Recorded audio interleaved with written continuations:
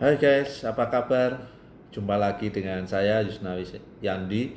Damai sejahtera meliputi kita, anugerah yang berasal daripada Tuhan mengalir dalam diri kita dan orang-orang yang kita kasihi, serta kesehatan selalu meliputi kita bersama dengan orang-orang yang kita cintai.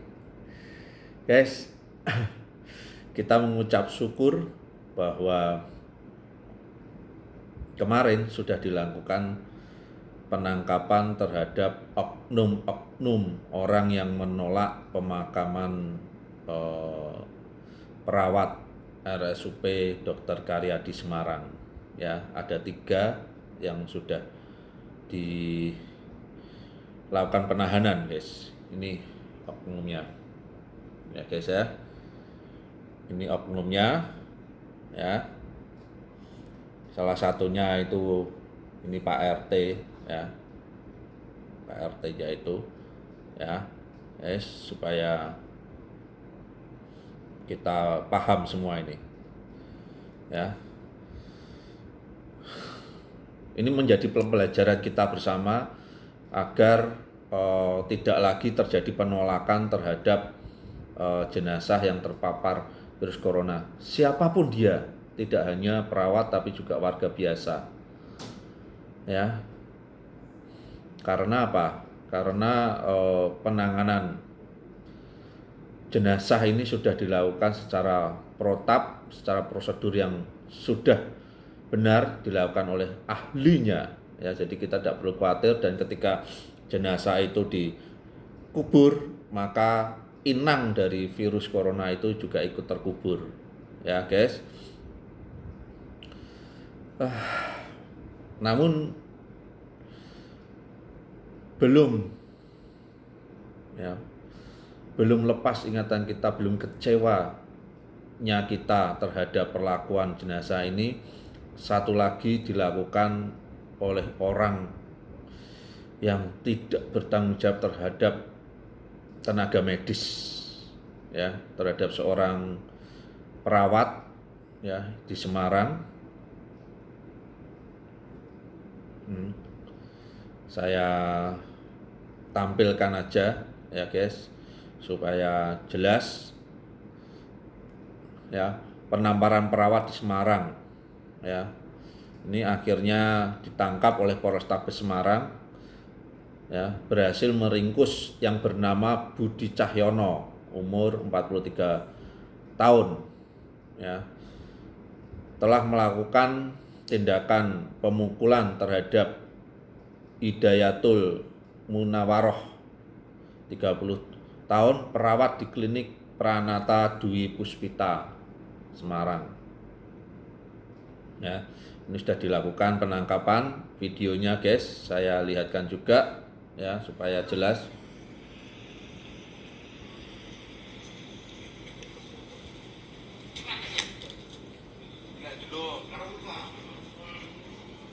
Itu orangnya guys, ya. Itu orangnya, tangkap di rumahnya, ya.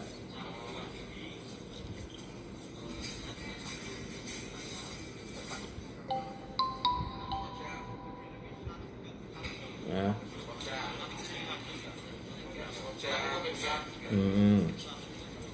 Ya, ini di gelandang ke Polrestabes.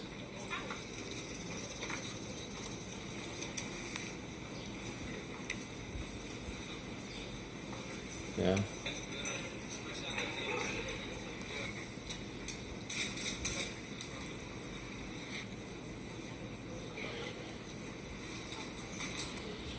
Nah, itulah guys, ya.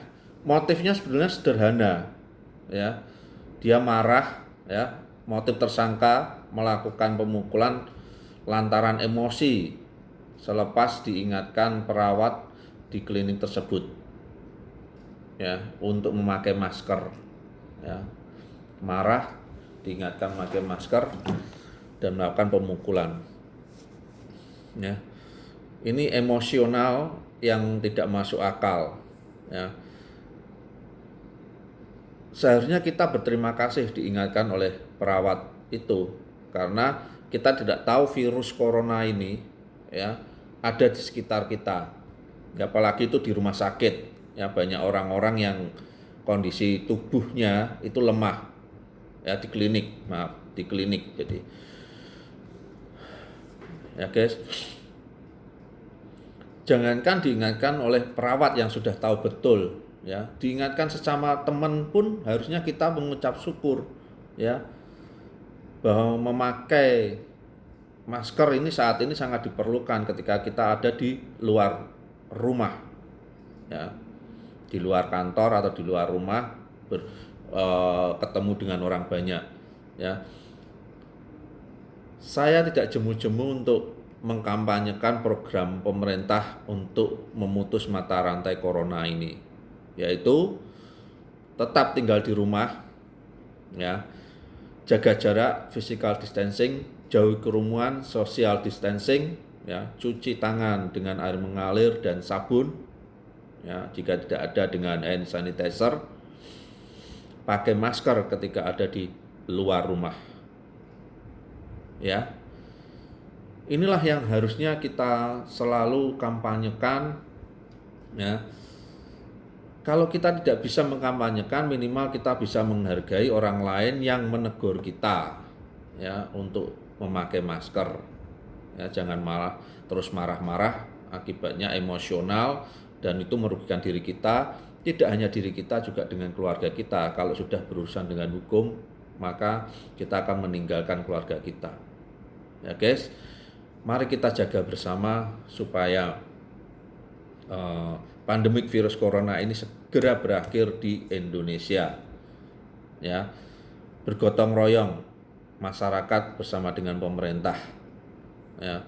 Tenaga kesehatan, perawat ini sudah mengorbankan tenaganya, waktunya, keluarganya ya, untuk mengawal kita yang sakit ini ya, supaya tidak tertular ya.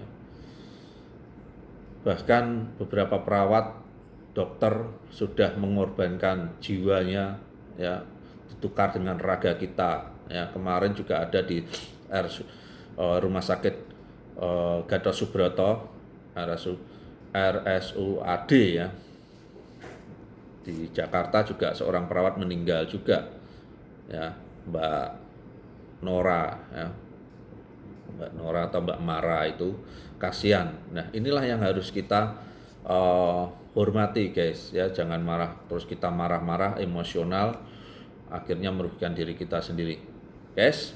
Mari kita tetap jaga kesehatan kita, jangan lupa untuk selalu bersyukur pada Tuhan, selalu berdoa kepada Tuhan. Ketika kita sudah melakukan apa yang dianjurkan oleh pemerintah, kita hanya bisa berdoa kepada Tuhan agar virus corona ini cepat berlalu. Terima kasih guys, damai sejahtera turun atas diri kita dan orang-orang yang kita kasihi. Jangan lupa untuk selalu subscribe, like di channel YouTube saya. Silahkan komen juga dengan komen-komen yang sopan, karena itu mencerminkan diri kita dari hasil ucapan kita. Terima kasih.